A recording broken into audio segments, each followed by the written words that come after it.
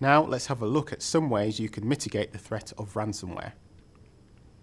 Google Cloud Platform provides multiple layers of protection against ransomware. Many of these layers of protection are fully automated and available by default, with nothing for you to configure or enable. For example, Google has global visibility into malicious sites and content. Every minute of the day, we find and label another malware site and warn incoming users of suspected malware. This makes detecting malware attacks very effective, and again, there is nothing for you to monitor or configure. Google also provides many end-user protections to help prevent ransomware from spreading to your systems in the first place.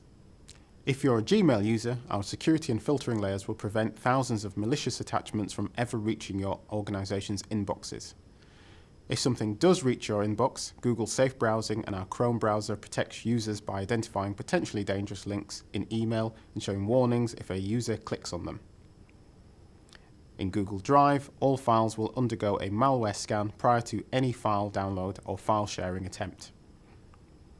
There are also a few things you can do to help mitigate against ransomware and reduce the ramifications of an attack. These steps include making regular backups, using IAM best practices, and leveraging the Data Loss Prevention API. So how can you use regular backups to lower risk to your data? The bad news is ransomware often targets backups and destroys them, as well as trying to prevent data recovery. So you need to keep your backups safe by conducting regular data backups of your system and then storing the backup securely in multiple isolated repositories. Having durable, secure backups not attached to or accessible by your main systems, which will then not be affected should a ransomware attack occur, will allow you to have a mechanism to recover the data if it is destroyed or held hostage. Think of it as insurance. Restricting administrative and system access is always a best practice and is especially helpful for lowering the risk of ransomware attacks.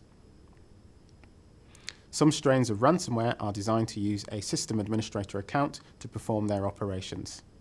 With this type of ransomware, decreasing the number and scope of user accounts and terminating all default system administrator accounts can create an extra roadblock.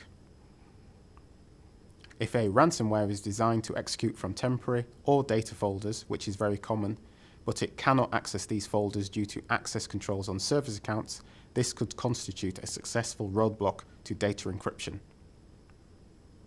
In the past, sensitive data has been accidentally exposed to the public by organizations via screenshots and other published documents. This data is often used by attackers to help gain the initial access to your systems. Preventing this exposure can help provide a roadblock to a ransomware attack before it ever happens. The Google Data Loss Prevention, or DLP API, can be used to scan all documents for sensitive data before publishing, and can even automatically redact any sensitive data found. The Data Loss Prevention API will be discussed more at the end of this module.